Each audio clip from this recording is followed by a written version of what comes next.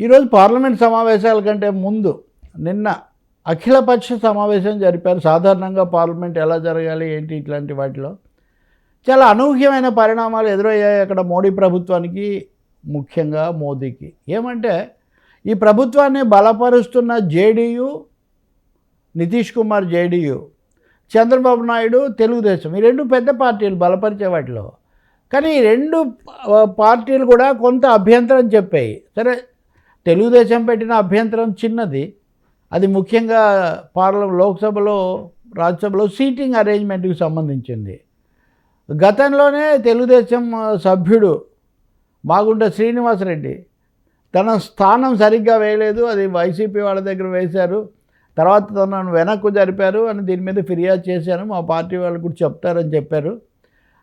వాళ్ళు నిన్న అఖిలపక్ష సమావేశంలో ఈ సీటింగ్ అరేంజ్మెంట్, కూర్చునే ఏర్పాట్లు సరిగ్గా చేయాలి, అసలు మా అభిప్రాయం తీసుకోకపోతే ఎట్లా అని కొంత అసంతృప్తి వెలిబుచ్చారంటున్నారు. అది కూడా ఇప్పుడు మోదీ ప్రభుత్వం ఉన్న స్థితిలో అది కూడా కొంచెం గమనించదగిందే కదా.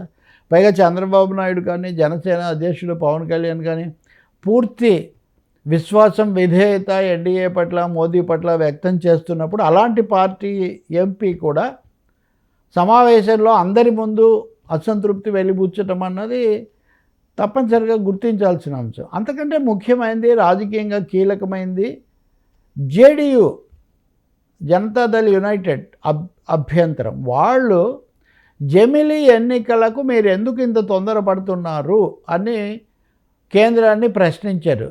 జమిలీ ఎన్నికల పద్ధతిని చంద్రబాబు నాయుడు చాలా ఉత్సాహంగా సమర్థించారు, మనకు తెలుసు. కానీ జేడీయూ ముందు నుంచి బలపరుస్తూనే ఉంది, అసలు వస్తే మంచిదని కూడా ఒక దశలో వాళ్ళు చెప్పారు. కానీ ఇప్పుడు సమావేశంలో ఎందుకు ఇలా అంటున్నారు?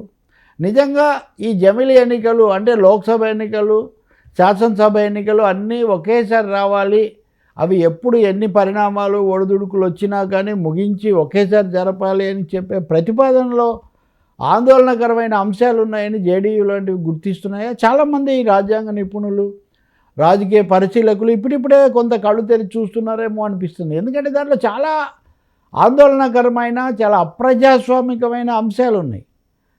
రాజ్యాంగంలో ఒక 2 అధికరణాలు లోక్సభకు, 2 శాసనసభలకు సంబంధించి చాలా స్పష్టమైనగా పేర్కొంటున్నాయి. అందులో అవి 5 ఏళ్ల కాల పరిమితి. 5 ఏళ్ల కాల పరిమితి అన్నది గరిష్టం, అది ఇంకా అది మ్యాక్సిమం 5 ఏళ్లకు మించి ఉండడానికి అవకాశం లేదు అనేది. 5 ఏళ్ళు అనేది మినిమం కాదు, కనీస కాలపరిమితి కాదు. ఒక ప్రభుత్వం విశ్వాసం కోల్పోతే, ఒక ప్రభుత్వాన్ని బలపరిచే శాసనసభ్యులు లేకపోతే లోక్సభ సభ్యుల సంఖ్య లేకపోతే విశ్వాసం కోల్పోయిన తర్వాత ఆ ప్రభుత్వం ఉండకూడదు, ఆ ప్రభుత్వం పడిపోవాలి. అది ప్రజాస్వామ్యంలో సూత్రం. కానీ జమిలీ ఎన్నికల బిల్లు వస్తే ఏం జరుగుతుందంటే, ఒక ప్రభుత్వం కనుక 2 ఏళ్ల తర్వాత పడిపోతే తర్వాత వచ్చే ప్రభుత్వం 5 ఏళ్లకు రాదు, 3 ఏళ్లకే వస్తుంది. ఈ 3 ఏళ్లకే రావడం అనేది రాజ్యాంగం ఎక్కడ అవకాశం ఇస్తుంది? రాజ్యాంగం 5 ఏళ్లకు, ఎన్నికైన ప్రభుత్వం 5 ఏళ్ళు ఉండాలి, 2 సమావేశాల మధ్య 6 నెలలకు మించి వ్యవధి ఉండకూడదు. ఈ మాటలు వాళ్ళు చెప్తున్నారు. రెండోదే తీసుకొని 5 ఏళ్ల కాలాన్ని కాకుండా ఒక శాసనసభ 2 ఏళ్లకో 3 ఏళ్లకో పడిపోతే మిగిలిన 2 ఏళ్లకు మటుకే ఎన్నికలు జరపాలి అని చెప్పేటైతే ప్రాంతీయ పార్టీలు తీవ్రంగా దెబ్బతినే అవకాశం ఉంది. ఇప్పుడు జేడీయూ, తెలుగుదేశం, వైసీపీ, బీఆర్ఎస్, అక్కడ బిజు జనతాదళ్, సమాజ్వాదీ పార్టీ, ఆప్, తృణమూల్ కాంగ్రెస్, ఇట్లాంటి అనేక బలమైన ప్రాంతీయ పార్టీలు ఉన్నాయి. అలాగే సిపిఎం లాంటి వామపక్షాలు కూడా ఉన్నాయి. వీటికి ఆయా రాష్ట్రాల్లో పట్టు, వాళ్ళు పాలించిన అనుభవాలు ఇవన్నీ కూడా ఉన్నాయి. ఆ ప్రభుత్వాలను ఏదో ఒక విధంగా అక్రమ మార్గాల్లో పడేసి తర్వాత 2 ఏళ్లకే మళ్ళీ ఎన్నికలు, మీ వచ్చే శాసనసభ 2 ఏళ్లకే అంటే, ఇప్పుడు ఒక ప్రభుత్వం ఉదాహరణగా ఆలోచిద్దాం. ఒక ప్రభుత్వం 5 ఏళ్లకు ఎన్నికైంది, దాన్ని నేను 2 ఏళ్లకు పడగొట్టాను. 2 ఏళ్లకు పడగొట్టిన తర్వాత కొత్తగా ఎన్నికల్లో గెలిచిన 3 ఏళ్ళు మాత్రమే మీరు ఉంటారు, 5 ఏళ్ళు కాదు అని నేను జమిలీ బిల్లులో చెప్తూ ఉన్నానంటే దీనివల్ల ఏం జరుగుతుంది? ఎన్నుకునే ప్రజలకు, ఎన్నికయ్యేటటువంటి సభ్యులకు, సభలకు కూడా అన్యాయం జరుగుతుంది.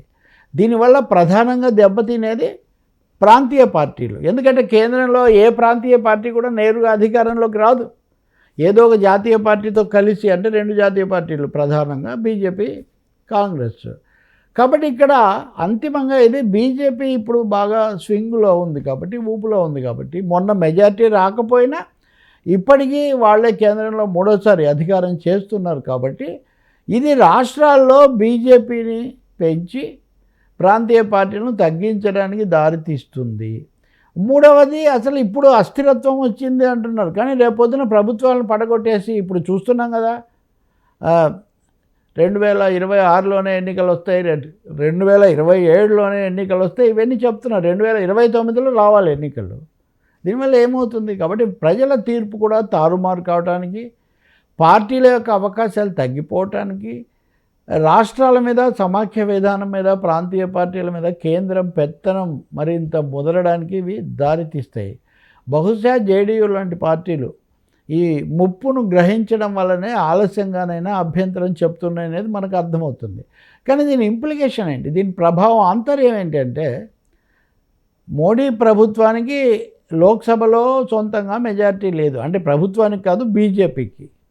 రాజ్యసభలో ఎప్పుడూ లేదు. 2 చోట్ల లేనప్పుడు ఇతర పార్టీల మీద ఆధారపడాలి, మిత్రపక్షాల మీద ఆధారపడాలి. పెద్ద మిత్రపక్షమైన జేడీయూనే ఎదురు తిరిగితే అసలు జమిలీ బిల్లుకే సంధి కొడుతుందా అని ఒక సందేహం కలుగుతుంది.